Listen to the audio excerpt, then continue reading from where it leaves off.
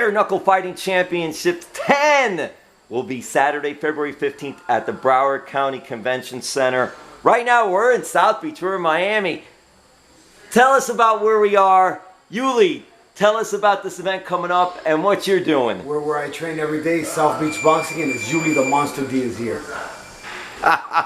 You got the big fight coming up. Bare Knuckle Fighting Championship 10. What does this event mean to you? What are the fans going to see at this big event? Well, this event is big for me because, you know, I got a great boxing career. I just started my MMA career in December. Just did a couple jiu-jitsu competitions this month, or excuse me, last month in January. And now I'm going to be fighting bare knuckle, which, you know, kind of almost completes my combat sports cycle that I'm trying to hit here.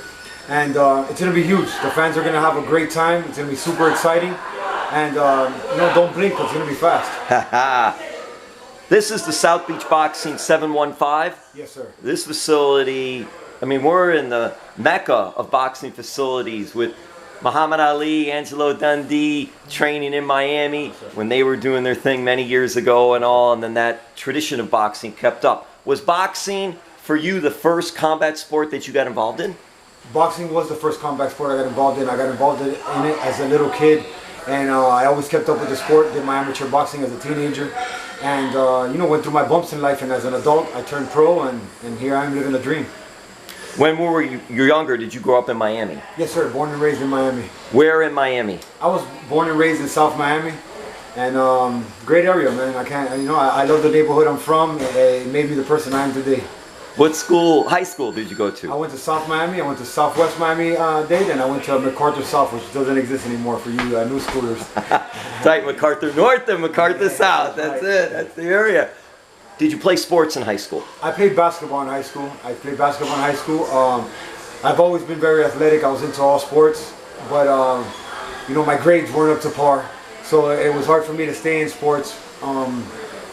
But yeah, I've always been athletic. That's one of my things. Well, you talk about basketball.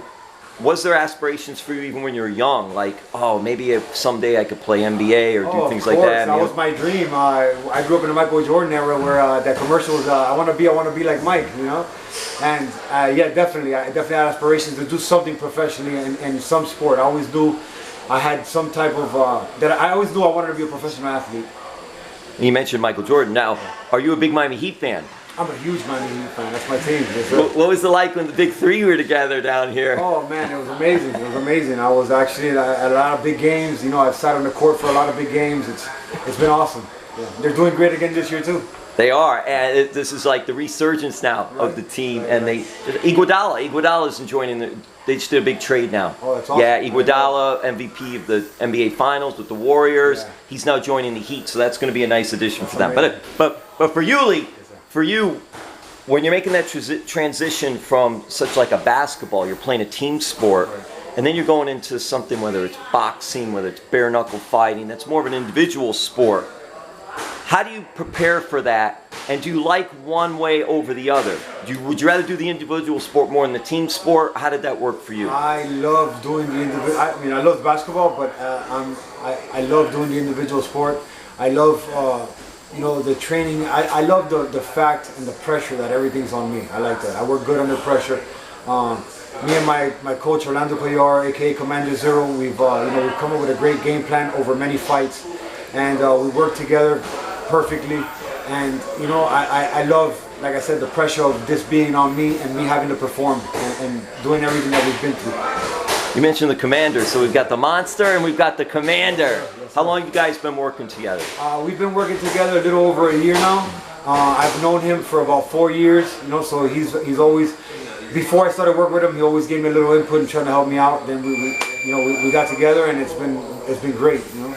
How did you find this facility? Was it through him, or did you train here for a while? South Beach Boxing is well known in Miami. I actually came here in 2002 and tried out for a boxing reality show called The Next Great Contender. So I knew about this gym for many years. There's a little staple in Miami here. How did that go? It went great. I made it to the end, to the last casting, but I didn't make it on the show. No, it's their loss. That's the thing. Come on. Everything happens for a reason. You know, life is about timing, and it wasn't my time back then. That is true. Does happen for a reason. And you got the big fight coming up, and this is going to be really good for you. Is this your first bare knuckle fight? No, I've been through thousands of them, but this is my first bare knuckle fight where I'm getting paid for it. Sanction on pay-per-view. See how that prepares you? You never know what's going to prepare you for something else. That all those fights are like, now you're getting paid for it, so that's good. What can you tell us about bare knuckle fighting, though? For those of us that are familiar more with boxing, what are some of the differences between that and then the bare knuckle style? Where the bare knuckle boxing is boxing rules. The only thing that's different is you can grab behind the head and hit people like that. Look at it, it's called dirty boxing. But aside from that, it's boxing rules.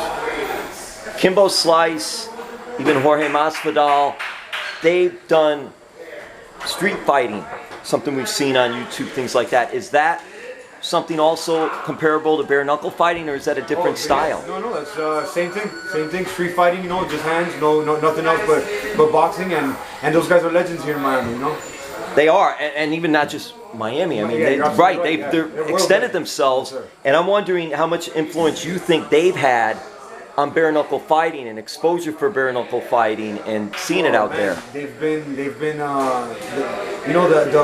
recent pioneers of bare knuckle boxing goes back in ancient history, but recently in these times that we're living in, they're the pioneers for it. Kimbo, George Masvidal, a great friend of mine, Ray Combo. These guys were all on the internet, brought it back to life. Data 5000 with the dog fights in the backyard, and they there's like you said, the resurgence of it in this new era. Have you ever competed in one of those fights? Those types of fights? No, they have. Well, I have. I never came out on the internet or on TV with it, but yes, I have competed in those fights.